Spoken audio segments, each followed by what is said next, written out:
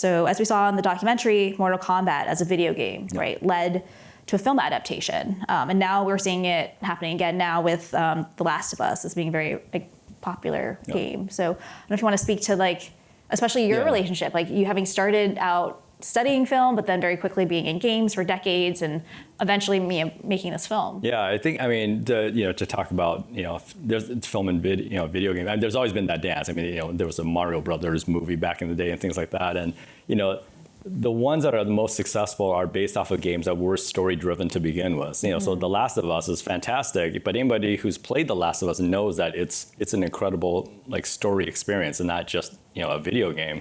So those match up really well. And a lot of people forget that even though Mortal Kombat was an arcade game with very minimal story, the way John Tobias created the storyline. He used to be a comic book artist back in the day. So back in the day, he was the artist for the Ghostbusters, comic book and things. So he was always very story driven in his approach.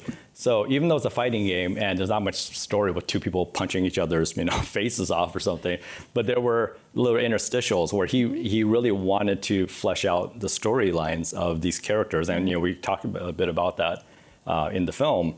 And so when they made the Mortal Kombat game, the director and producer really understood what made people like Mortal Kombat. Yes, the fighting part was great, but there was a lore that was very well written out. And just like with filmmaking, people write these story Bibles, and that's what John did. And so they had that as a reference, and that's why that first Mortal Kombat movie back in '95, I think, was so successful, because they understood what the fans wanted, and they respected the source material, and they didn't try to make it anything else except for about that story. They didn't try to go too deep on anything. But again, Last of Us is another great example of it. A lot of these video games to movies adaptations fail because most of the time the people who are making the film don't really have any idea about the games, and they've never even played the games before.